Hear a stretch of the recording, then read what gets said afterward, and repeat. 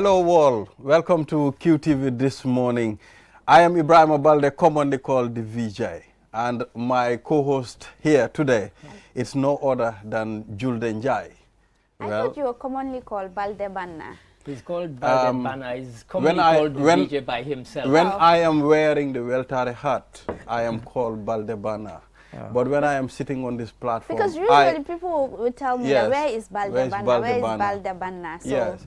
You know, it's a guy that multitasks. I mean, it's a guy that has a lot of talent. So what I do is, when I'm wearing the Weltare Fulani hat, you know, I'm a Fulani ambassador. You know, you have to understand that the Fulani community, I am their ambassador. Yes. You know, so you're one of them. Yeah, so it's like if I'm wearing that hat, I'm Baldebanna. If I'm sitting here for this morning, I'm the VJ. You understand? Okay. So on this session, I mean, we'll be taking you through with Julde Njai, and I hope we are going to take you through this session together until the end of the session.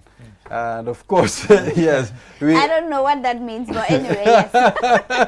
Yes. We shall find out. You know, it is believe whatever you're saying, you should say Inshallah. Yes. So when we start the platform, you need to say Inshallah. Yeah, so we are back. Julde, how are you? I am okay. I'm doing well. Alhamdulillah.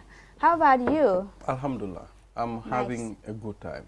I am really getting used to the likes of Mr. Ade, Mr. Tunkara. You know, you have to get used to them before you walk. In fact, you should bring Mr. Tunkara to do this on at least one occasion.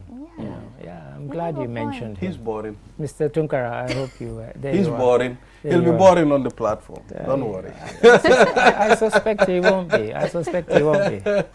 All right. So our newspaper review guest is Mr. Ade, and Ade, it's good to have you here again. It's been long. It's been a while, but I've been here on Monday. I was here on Monday, and it's good to be back. I was off for a couple of weeks, but I'm back. I'm back, and it's always a pleasure. Yeah, it's always good to have you around. I mean, you make the platform, you know, I don't know, amazing. So on the program, we'll be looking at the code. Then from there, we will be talking to the Gambia Integrated Border Management Concept. We'll be talking to Mark Lin, Senior Border Management Advisor, and David Kujabi, Communication Officer. Then the Home of the Elderly and Children's Shelter at SOS. So we'll be talking to Nancy Jallo, Founder and CEO, Global Bridges Gambia. Yes, so this is not the Roads and Bridge Project. This is the global Roads and Belt Project of China. But this has to do with Gambia, Home of the Elderly. Yes. So on that note, Julde, you take us through the African code. So, Balde, our African proverb this morning, I don't know where it's emanating from. The Gambia, our own Gambia. So it reads, the eyes do not carry the load, but they know what the head can carry. The eyes do not carry the load, but they know what the head can carry. Yeah. On that note, Mr. Ade, can you give me the chance? Can you give me the decorum to acknowledge Julde's outfit? It's beautiful.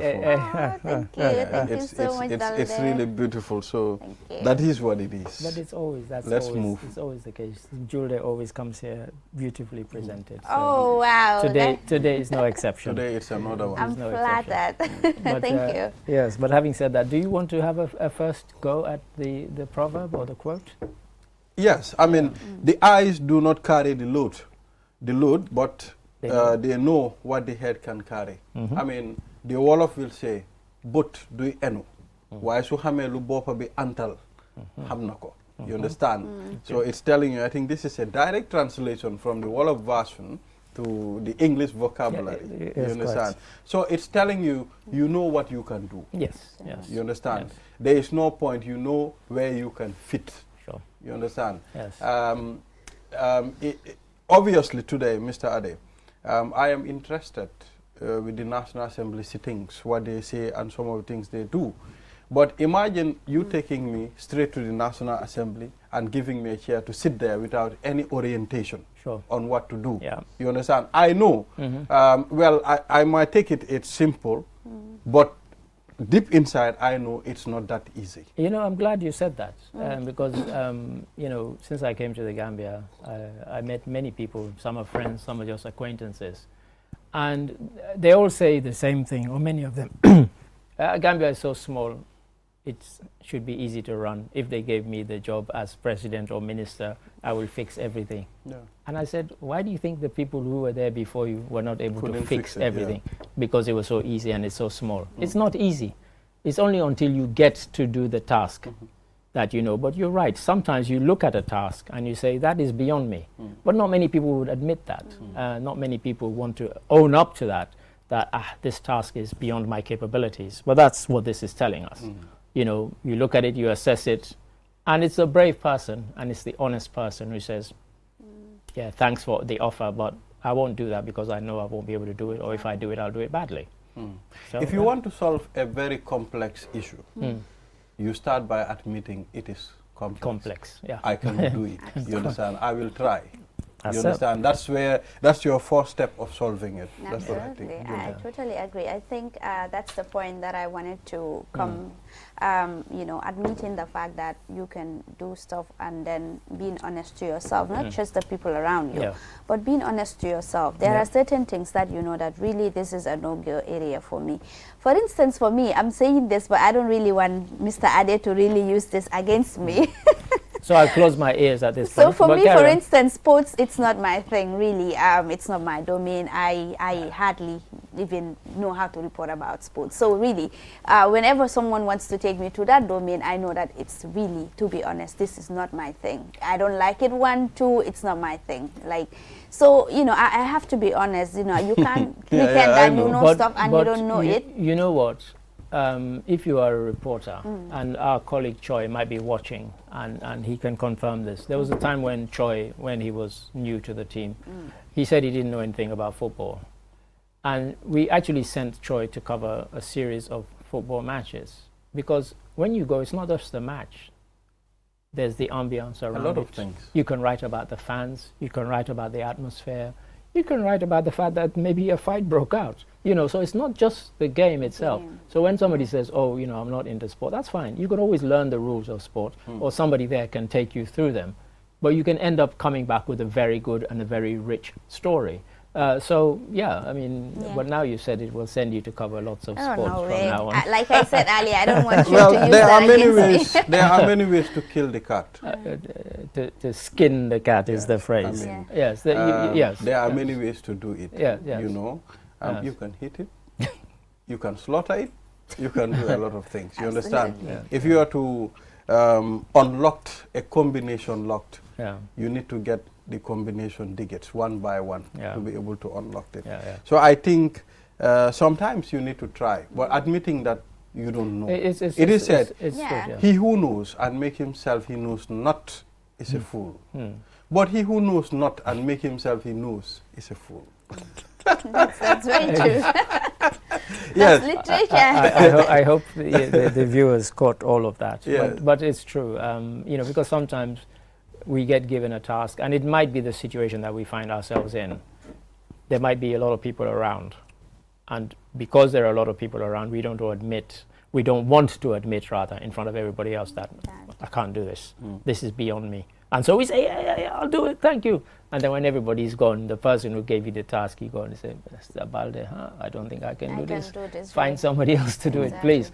You know, and because sometimes that's the best way to do it, but at least, you know, you've come to the realization. But just because you've said it in front of everybody and you've accepted it, doesn't mean you should go out and make a mess of it, knowing full well within yourself. And that's what we're getting at in this, is knowing within yourself that something is beyond you and admitting it, either to yourself, as Julia rightly says, or to somebody else, because it could be quite significant and important. Because for me, I think it's really embarrassing to give the impression that you can really do it when actually you can't, and when it is time to do the real job, deliver. and then you are to deliver, you are really lacking behind. I think that's really embarrassing. It's better to be honest at the initial stage. Really, I don't really think I can do this, but maybe I would love to give it a shot. Or maybe I've never done this, but I think I can give it a shot. I think those things really Although help. I've done it several rather than- times. I think if we're honest, I've given we've them all the- done. When Yeah. my first interview as a QCell marketing officer in 2013. Okay. Oh, 10 years ago? Yes. Wow, okay. When they interviewed me, I came to the part of are you good at doing PowerPoint? You know, are you good at doing that? You understand? I looked at the interviewer in the eye. I looked at him and said yes. You understand? But you know, what a man can do it. You understand? Whatever a man you can does, go away. another man You can do. teach yourself. So, Yeah. but for me, I was very careful. What happened is, I was looking at my colleagues. You know, I was with a few ladies at the Right. marketing department. Right. I was learning the way they were doing their thing. Of course. So, I mean, I just picked up from there. Yeah. You understand? At the end of the day, Learn before on I the get job. to my... But he didn't, his Yeah. ego wouldn't let him go to any of them and say, can you Yes, teach me? but Yeah. before I get That was to... an he was ego You know, spying over every there. week we do have this service training whereby we train customer care 111. Right, You yes. know, most of them I train them on QCell services. Right. So what we do, we go every week on Friday. We go to the auditorium. We do this training on PowerPoint. Right. So, but before I got there to start training those people, I was a pro. You were I was learning. you were I was learning observing. from the Nima, from the Fat Sise. You know, they were very good colleagues at There the you marketing department. There you So, go. I mean, I get It's away good. with it. It's good. Yeah. So, viewers will take a short break. After the break, then we'll look at some of the stories making headlines. We'll be back. The art of juggling is a true spectacle of agility, coordination, and speed. A symbol of progression, precision, and mastery.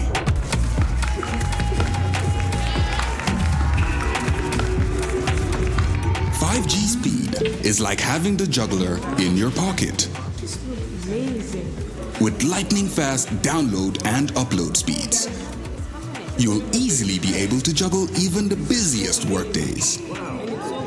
Whether you're a busy entrepreneur, a creative, or just someone who wants to stay connected, juggle your tasks with ease with QCell 5G Speed.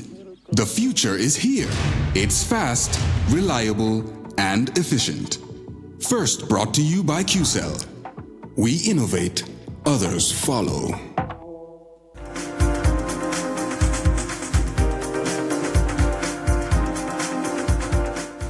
We are back. If you're just tuning in, this is QTV this morning. I am Ibrahim Balde, the VJ, and Julden Jai is my co-host. Yeah. I mean, I think I'm down with the VJ name, so let's maintain it. I love People it. might think it means video jockey. No, you know, when MTV first came on the scene, people were not disc jockeys anymore because they now would introduce videos. And so they became known as VJs, video jockeys. Yeah. But I think you want people to know that you Well, mean veteran this one journalist. is the veteran journalist. Yes. So are you both a veteran and a journalist, or? Well, I am just a part-timer. Okay, cool. Yes. So, Mr. Ade, I have Yeah. seen now people are using that flyover around your house. Yes, they've You know, opened it. I was really happy because there was a time on 2 occasions I was on the traffic, just not far from your gate. Yes. For almost 30 minutes, 40 minutes, I was just standing at one place. You know, my car didn't move and the ignition was on. Sure. Now, there's been good and bad about that. The good is that people can now use the flyover, go straight, in a straight road to the airport junction. The bad is, for those of us who live there, and you can quote me on this, and you could go there and you can film it. There are no diversion signs showing how we can get to our houses around there. So we all have to end up taking this corner, that corner to find out how to get back, because you can't turn in a U-turn. Yeah. So, and because one of those roads was blocked yesterday, instead of me being able to turn where I would normally turn around Coastal Road Junction. Is it not under the bridge? No, that's what I'm saying. There's no diversion sign showing that you have to go under the bridge. And in fact, when you go under the bridge, you then have to go halfway down Coastal Road itself and then use one of the side turnings. Oh. But there are Inside the no market. signs telling anybody that you need to go down here and turn here and turn here to get back on the road, to effectively go back in the direction you have to go. So when I went there, not last night but the night before, it meant I had to go all the way down to the airport junction turn around to come back to Coastal Road Junction. That's Mr. Ade, are you idiotic. serious? You did that? yeah, like I said, I think from and if Coastal anybody Road doesn't believe, to- they can go. But they can, because it's not properly signposted. No. That where the diversions are for you to make that turning. So if you wanted to go to Coastal Road Market, for example, there is no diversion telling you that you need to go So here you have to and all the turn way around. to Airport Junction. You have to come find back. it for yourself by trial and error. And I wasn't the only one who we went down one road and it was blocked. We had to reverse, go, come back another road, and that was just last night. So yeah, for those who are going straight, it's fine. But it's a mess That- basically, because if you're going to I make don't that think- diversion yeah. or you're going to make that change, then signpost properly where people need to go who Oh, have exactly. an I alternative, who think live that locally. That's not just the only place. I think from It's probably the same Sukuta everywhere traffic else. lights to Turntable, Hmm.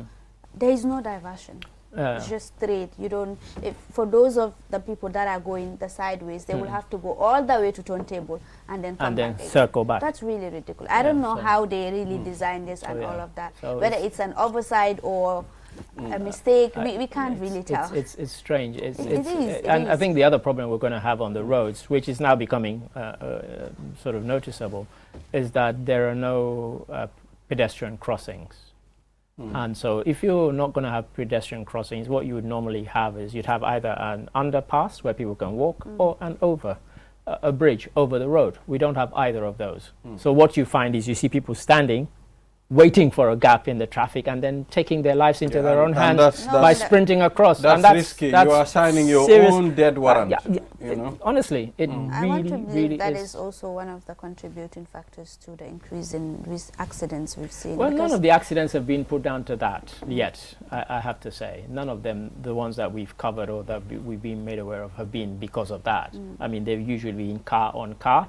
And the other thing which you will only see in the Gambia is that you're going down a highway and there are cars coming at speed in the wrong direction because they don't have a crossover. There's nowhere for them to cross over. So it's been a bit of a mess. Well, I can I'm remember sorry to we say. used to have sorry to flyovers say. in the Gambia. I mean, many years ago, flyovers flying over whereby you can go. If people are watching, like those that can remember during those days, I think Which it's in the area? early 2000s. Which areas? We used to have it in Talinding. We used to have it somewhere around Joswang, Okay. and where you traffic lights. something like that. traffic I forgot where we had them, but yeah, someone can attest to that. Were they dismantled? So what happened? Yeah. People don't need to cross the highway. Yeah. On the main. What you do, you go up, cross, Yeah, go so to the walk other a side. bridge that you walk over. We Yeah, used, yeah, we right. used to Okay, have it that's what here, we but need. I don't know for some reason why they dismantled everything. Yeah, they probably got hit by one of these overloaded Yeah. wood lorries or something. Yeah, and they I don't were know. very good. People enjoyed walking Well, on this them. is it, because and It we need makes- those now. makes it And very so easy. If the authorities are watching, you either put pedestrian crossings where people, because if you put traffic lights, nobody's going to stop No, anyway, no. even when they're working. So yeah. I mean, let's talk about Mamte story yesterday. Our to colleagues promote- are. She's with Yeah. at the World Travel Market Yeah. in London at the Excel Centre. I was explaining to one of our colleagues that for about 10 years I used to attend, and I was always accredited by the Gambia Tourism Board actually. Even though I didn't just do stories about the Gambia. I think the first story I did was about the Gambia and about the Roots Festival. But this is the biggest. You have 182 countries and territories, represented there. You have about 5,000 businesses exhibiting, and over the course of on a daily basis, you probably have 150, 200,000 people come through. It is massive. It is the size of several football pitches. It is huge, the Excel Centre. And this particular World Travel Market is the one. The name says it all, World Travel Market. Anybody who's serious about the business of travel anywhere in the world, they take a stand there. And since the 90s, certainly, Gambia has always had a stand there, and the Minister of Tourism has always gone there. First time I went, and I've said this many times before, it was Susan Wafa Ogu was the minister, and she would always be there. And she would always give a speech, and then have people have a chance to ask her questions. And I was there one day when one guy was so impressed by her speech that she called me over and said, that guy has just agreed to sign a contract with us to actually start bringing tourists to Gambia. You know, so that was that one I saw for myself. So it's not just an opportunity to go and have fun. Go and fun. You can do real business. Yes, I mean, I think we need gatherings like that. I mean, to at least showcase what we have as a country.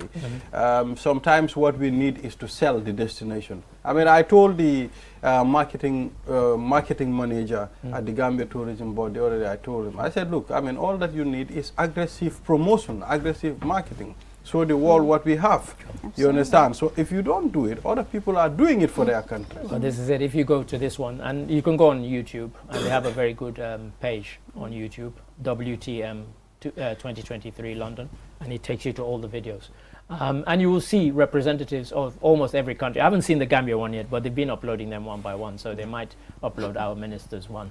And what you have essentially is you have a minute and a half, I beg your pardon, or 2 minutes to say to the world, this is why you should come to my country. And as you said, aggressive marketing, and these people, they really push. And some of them, I mean, you go to like the Arab countries, if you see the amount of money they spend on their stands, we don't have that kind of money, obviously. Exactly. But they build like a whole house. Yeah. It looks like a hotel and so on, you know, and obviously lots and lots of videos, lots of things to give away and so on. And people use it very well to network. You know, like, for example, when I went in 2018, I went to the stand for San Tome, and they were actually giving away free chocolate produced in San Tome, you know, and delicious. I mean, until I went to the stand, I knew that they produced chocolate in San Tome, but I'd never tasted it. And it was beautiful. I started buying it after that. You know, so you know, there are things. So it's not just about coming there. A lot of them actually, when you go to the stand, you can taste the food from the country. Sierra Leone does that. Gambia does that. Yeah. And so you know. But Mr. You know, there should be a connection between the world travel market and what is happening in the Gambia. You know, I think the services needs to be perfect back home. Because otherwise you will not sell. I mean, you won't sell because the competition is stiff. If I can get a good service somewhere else, why would I come to the Gambia? So we need to step up our game, and in so many ways. I think they should introduce Africa Travel Market. Well, I was going to say just 2 weeks ago, the World Tourism and Travel Council had a summit in Rwanda, which most of the African countries were there. I don't recall whether Gambia was there because I looked on the website, and in fact they made this declaration, and it was there that the Kenya president Ruto had announced that there will be visa-free travel and then of course following the summit, then the Rwanda president made a similar announcement. So so that was just about 2 weeks before this one. So and that was, again, it was honestly, if you looked at it, it was almost as good as the London one. I was really impressed. Thank you very much, Mr. Ade. The VJ is about to go on break. Cool. Yeah, so you know, thank you for coming on the platform. A pleasure, and, as always. See you probably tomorrow. Inshallah. We didn't delve into the newspapers, but I think we still had a good discussion. Yes, absolutely. So viewers, will take a short break. After the break, then we will take a look at the Gambia Integrated Border Management Concept, and we'll be talking to Mark Ling and the Senior Border Management Advisor, and David Kujabi, Communication Officer. We'll be right back. QCell mooy suñu boss. QCell mooy suñu boss. QCell mooy suñu boss. Soro. Go. Ebe dawa full network suda tili. QCell. Ni lafta diamla wati jamala mune diata. QCell. Most reliable network jumala keta wati. QCell. Wo quality man nyon soda jam ona manke QCell. Hanibe wulo ni farole kono walante be bako na jala fayola network o se taria. QCell suñu boss. Ñu fi njëkka indi 3G ñu dellu taxi 4G plus, and now we bring you 5G. 5G. First and only 5G provider. Itella follow adi doron nesa keno. Gambia bela nyon tawa fele QCell. Ko fasun tawa buka busi QCell. Itella moldi milka kukutol nati Gambia. QCell meda lori la kilianol yele imanyina amanda wala itella ka quality dila dadi ma itelle silo wala wodol mume be kenoma. QCell suñu boss. QCell suñu boss. QCell, Sunibus, QCell, Sunibus. Connection of a bambandi QCell, Sunibus. QCell most innovative QCell, Sunibus.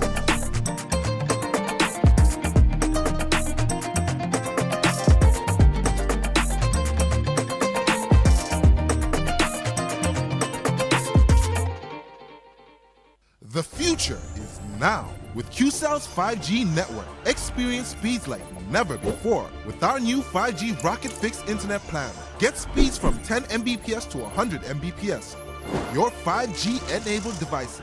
Walk into QCell headquarters to get one of our 5G routers and experience the true feeling of 5G. Only with QCell. QCell brings you the future. Tech, innovation, incredible speed. The future is now. For more information, call our customer care on 111. QCell, Sunibus. We innovate, others follow. Terms and conditions apply. QCell brings you the future with our ultimate bundles. Enjoy the best voice and data bundle plans in one package. Get unlimited data packages with flexible validity and enjoy what true internet feels like. Get 30 minutes of on-net and off-net calls with 5 gigabytes of data for just $350. Or get bigger bundle packages from 10 gigabytes to 20 gigabytes with over 100 on-net and off-net voice calls and enjoy the fastest internet speed in the Gambia. You can also buy 1-day, 3-day or even 7-day packages and enjoy unlimited data bundles with uncapped speeds. Just dial *343# today and experience the limitless capabilities of the QCell network. *343# should be your favorite code to dial now. For more information, call our customer care on 111. QCell. We innovate, others follow.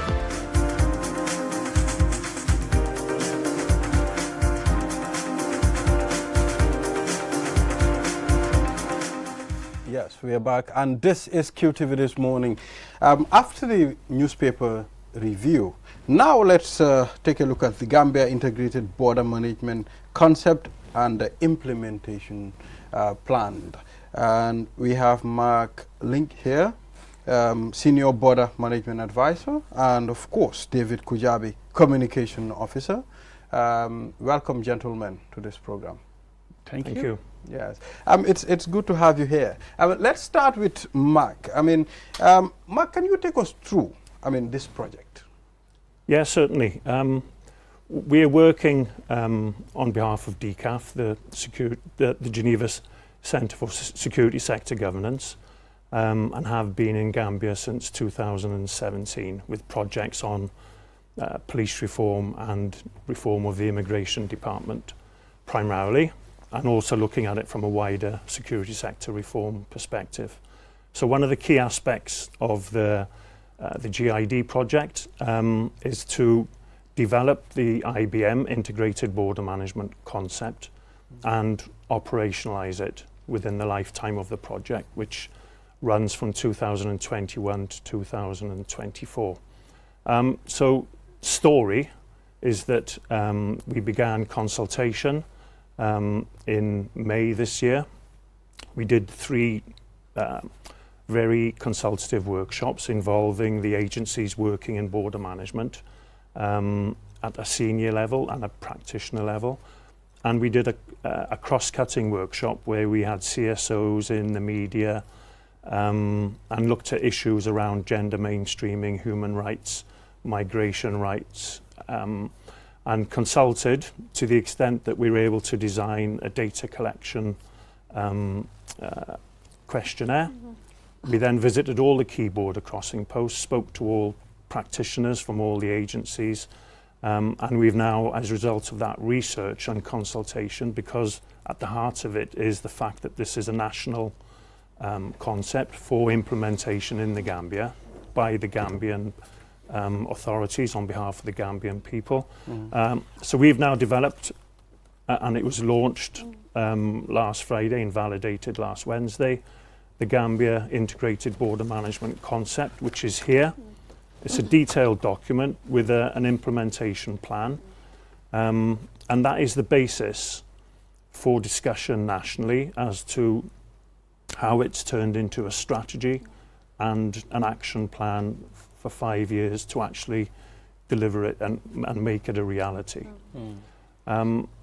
Within the confines of our current project with DCAF, we are shortly due to work with stakeholders to develop procedures, to deliver training, and then we will at 2 key border crossing posts do a simulation exercise.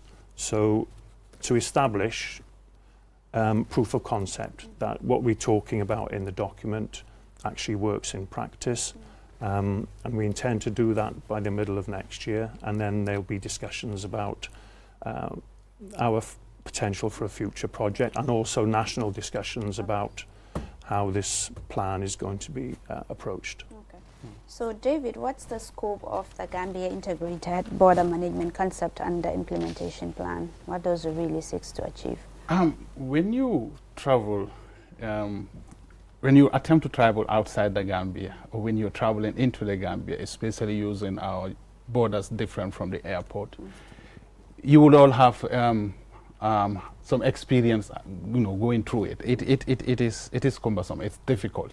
You start with immigration. You are with customs, drugs. Want to conduct search. So it's so tiring, and you will realize that different agencies kind of do the same thing. There is duplicity, and it's really not perfect, and it can be improved, and that is what the IBM seeks to do, to improve border management, ensure that there is greater security, there is freer movement of people, and then people's rights, their human rights, are also respected while this is happening. So that's what it hopes to achieve. So it's one thing to have this particular document in place, but it also is another thing to be able to implement it. Are all the necessary tools and equipment in place? Because we've seen that there is a huge sophistication as far as smugglers are concerned, as far as drug traffickers are concerned. We've seen all of that. So are there any tools or equipment in place to be able to really help those officers who are at the border post to do their work effectively? Yeah, I mean, from our perspective, I talked about the amount of consultation that we've done. So we established, for example, all the work that's being done through the Vice President's office to develop a national coordination mechanism on migration. So there are established working groups, interagency border coordination committees. In latter years, the GID has implemented the MIDA system, the information system and analysis system. The GRA have put in systems for customs data. So there's been a lot of improvements done. What we are advocating, or it's for discussion in the document, is that some of these existing mechanisms are built upon, because integrated border management is holistic. So it's migration plus drug trafficking, plus, for example, other illicit trade, and the needs of the community. So you have to collate all of those different agendas and motives and turn it into a mutually agreed plan. So that's what we intend to do next, to provide the practitioners who are working in the key border crossing post with procedures which will give them their respective remits, and also how they can work together jointly, do joint inspections, do joint patrols, share information effectively, respond to critical incidents and serious incidents effectively.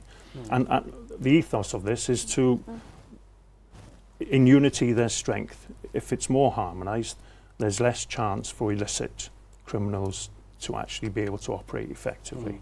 Yes, in fact, let me just throw that question to David. I mean, what are we doing for sustainability to sustain that? I mean, implementing this project and sustain it so that it can be maintained.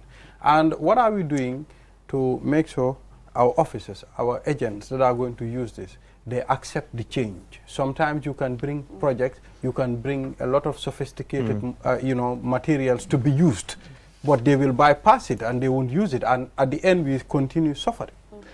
Absolutely. One of the key values of DCAF is local ownership. the integrated border management concept you have seen here has actually been developed by Gambians. So from when it started, we bring all the stakeholders involved in border management. So it is their ideas that have brought about this thing. Now, now that we have a concept that has been validated by the local stakeholders, by nationals, it has now been launched. Now, what we intend to do going forward is to provide more training and understanding on the ideas and the concept of IBM. From there, we would set up 2 pilot sites as examples. Then, based on the success of these, we can think about spreading it out to the other border processes. So what we want to do is to show that this thing really does work. And hopefully with that, we will be able to get we already have the buy-in of the stakeholders. Now, making them see that it really practically does work is what the next step DCAF intends to take. And the 2 pilot projects would at least cater for that. Yes. So DCAF have done a lot of tremendous work as far as security sector reform is concerned in the Gambia. I want to believe that this was also part of the whole initiative.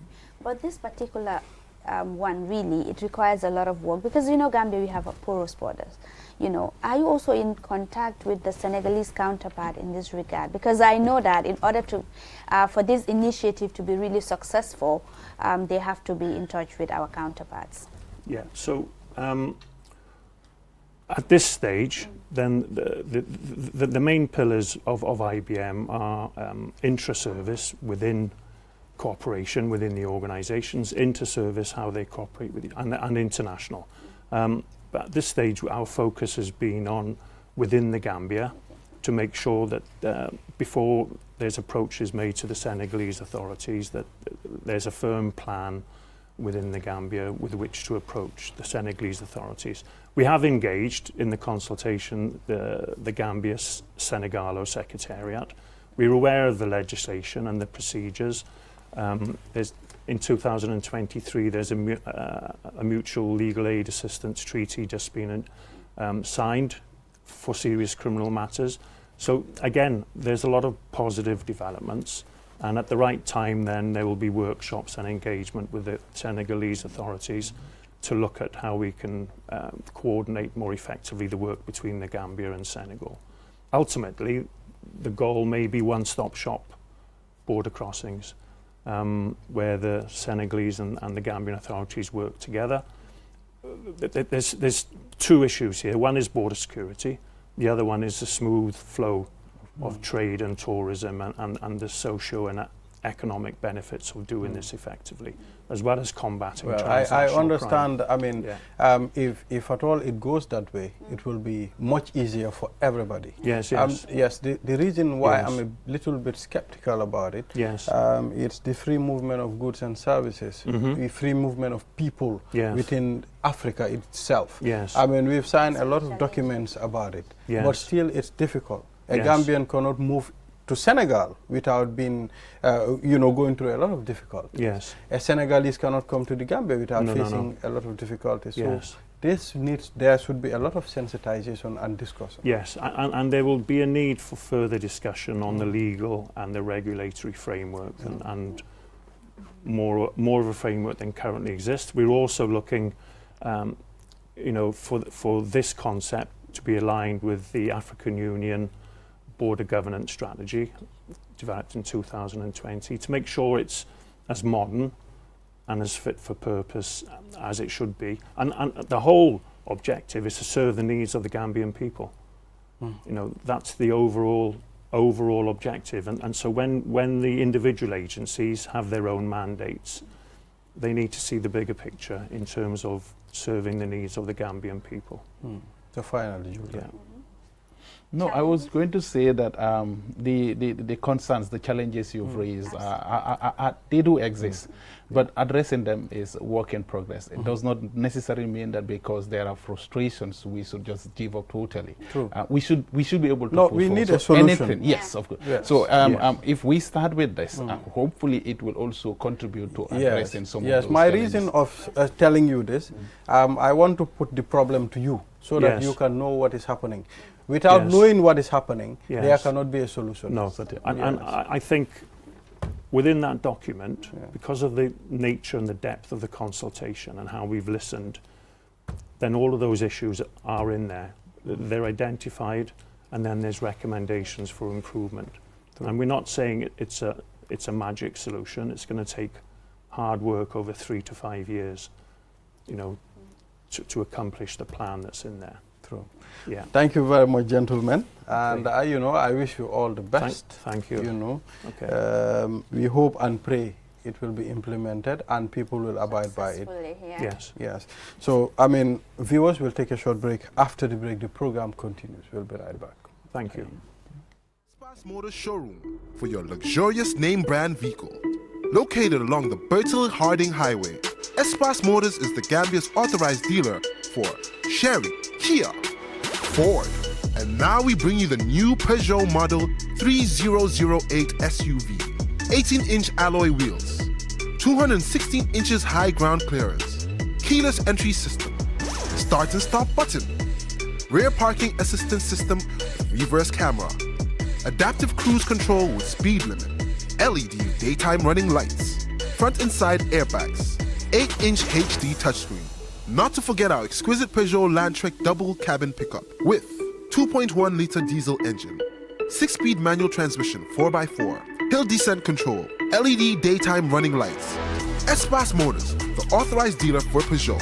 Visit us today or call us on 35-2222 or 353-4444. Looking for the perfect place to promote your product or place your advert? Look no further than QTV. We are the premier destination for businesses looking to connect with Gambian audiences and beyond. At QTV, we offer a variety of advertising solutions to suit your needs and budget. With our diverse range of programming, you can be sure that your ad will reach a broad and engaged audience. From our popular news broadcast to our exciting music and entertainment programming, QTV has something for everyone. QTV, the premier destination for advertising in the Gambia. Contact us today and let us help you reach your audience.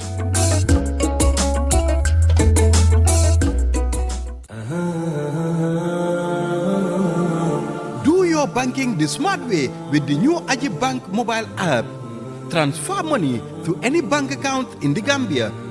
Top up airtime for all networks. Pay utility bills. Check your account balance and view mini statements. Request for ATM cards. Request for checkbooks and more in a single touch. So, do your banking in a smart way. Do your banking now with Ajib Bank mobile app. Every time is banking time. Ajib Bank, your investment partner.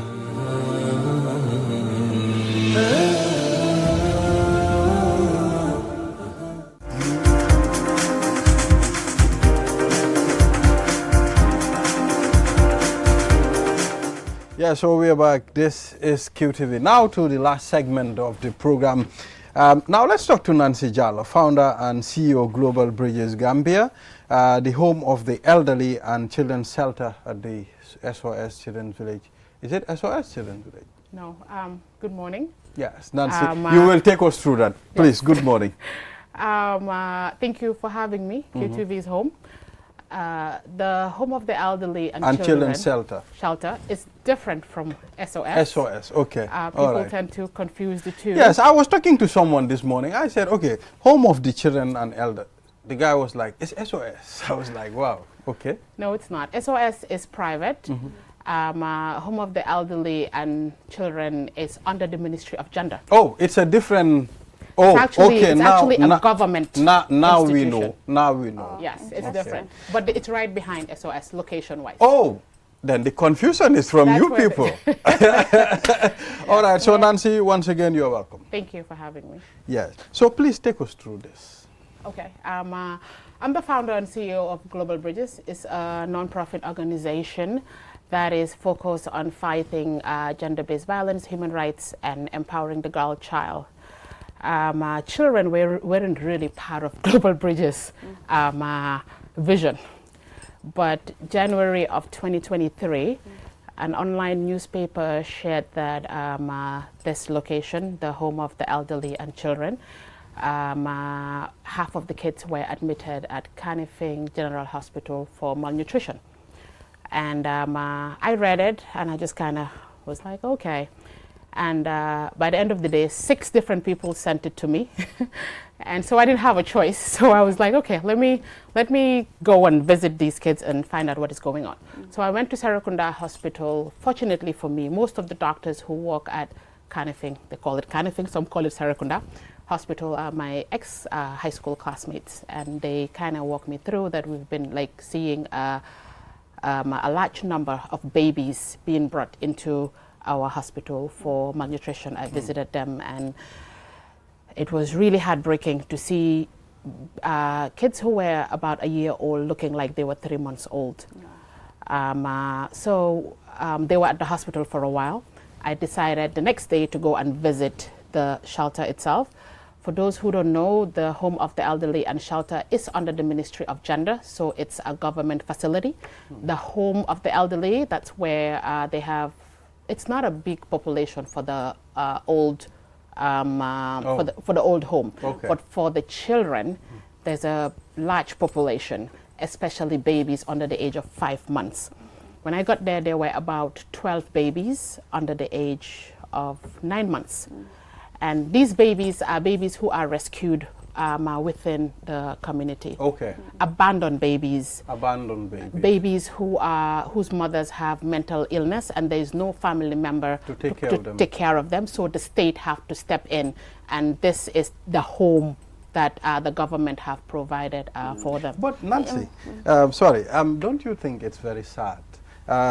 For me, it's my first time of hearing Home of the Elderly. Yes. You said it's under the Ministry of Gender. You understand? I don't expect to see kids going through malnutrition while you are at a place that you are supposed to be rescued. Yes. What's the cause? Why do you think that's... I think there are a lot of issues. And just like you, at first when I visited, I'm like, what is the government doing? That this should not be happening. It's a collective effort where everybody has failed us, including even us as citizens. Yes, the government have a huge role to play because they are the ones who rescued these kids, and it is their responsibility to take care of these kids. But after having managed this place for over a year, it is more of the employees there. You can bring all the donations in the world, and the people working there, if they don't have empathy, and when I interview people to hire them, because most of the staff there, Global Bridges is paying them to take care of the kids, one of the key word that I tend to push home is empathy.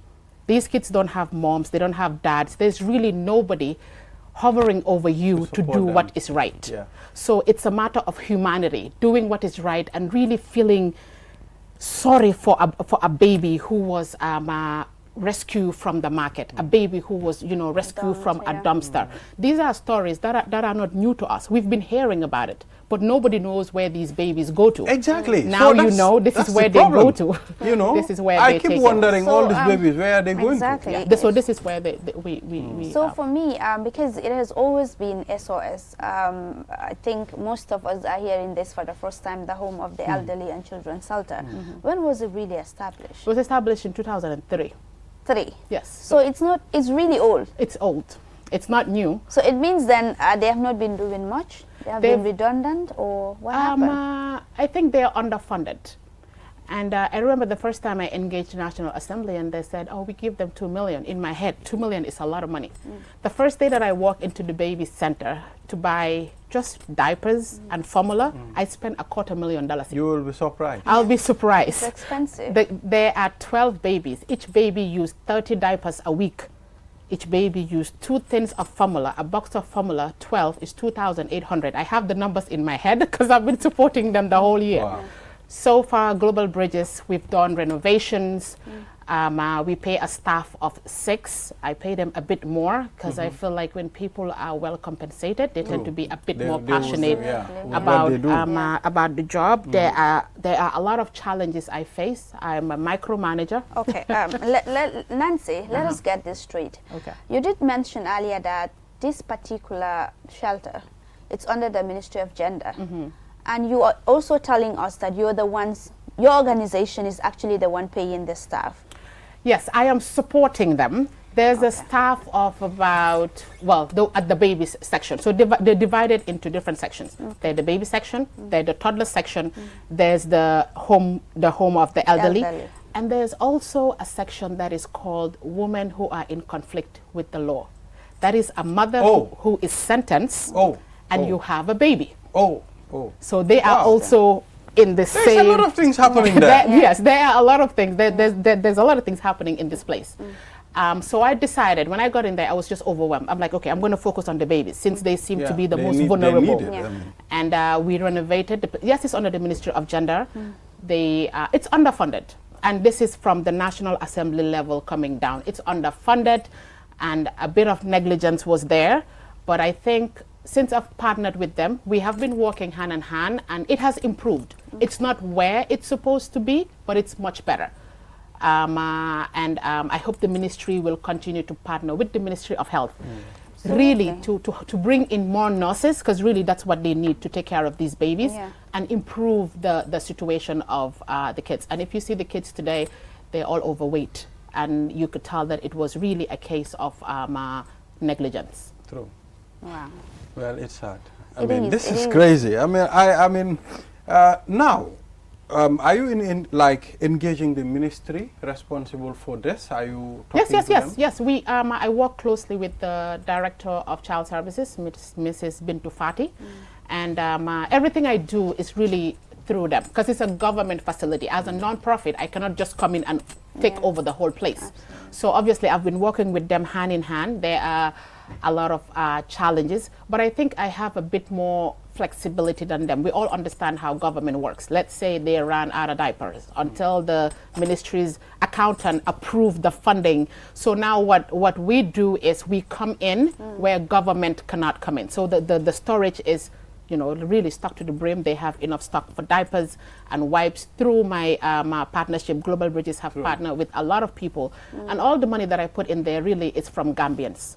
Gambians have been extremely supportive of this shelter. And just like you two, I've never heard of this place. The only place I know for orphans is SOS. Yeah. That's why I was confused. That's the more reason why you should be more on the media sensitization for people to really know. At least with that, I think probably you can have sponsorship from philanthropies, exactly, because Nancy, I think the funds needs to be ongoing. It needs to, be providing enough. You understand? At some point, what they have there, if they exhaust it, at the end of time, you also need that support to be able to help them again.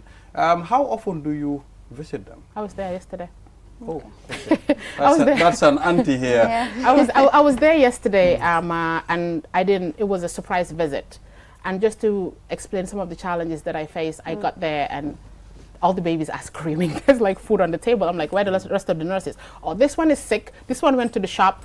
But these are the issues that I face micromanaging this place. But then there's also an immediate supervisor who's supposed to keep track of all these things. So it has to, in order for this place to really be functional.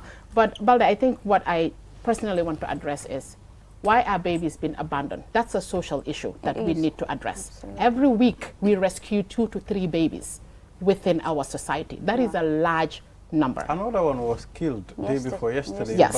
Yes. Sometimes, unfortunately, by the time we rescue them, it's too late. Like 2 weeks ago, one was rescued. Within 24 hours, we lost the baby. Wow. So I think the Ministry of Gender, they plan to do a lot of outreach programs where they sensitize people about baby dumping, and also the shelter have a place where you can just, if you don't want a baby, drop it. Just drop the baby, no questions asked, you can just walk away. Well, and all these babies are up for adoption, by the way.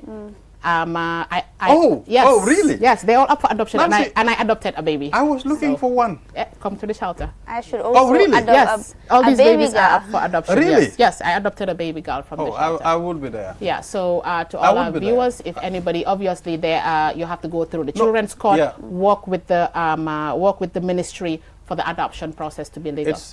I mean, I've been, thinking about this for a long time. Now I'll work with you. Okay, I'll make sure that I hold you to it. Yeah.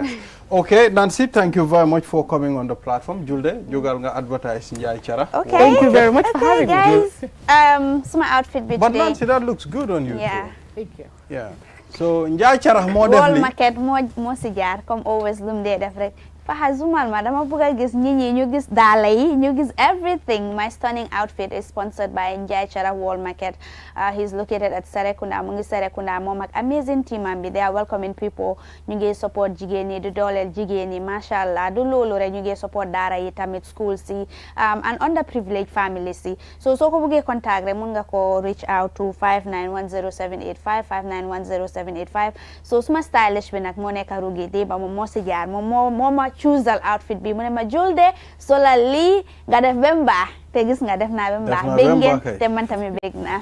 All right, thank you Julde. Thank you very much Nancy. Thank you once again. Thank you. Thank you for having me. Well viewers, this is all we have until we come back here tomorrow. Have a wonderful day. Enjoy the rest of our programs. Bye.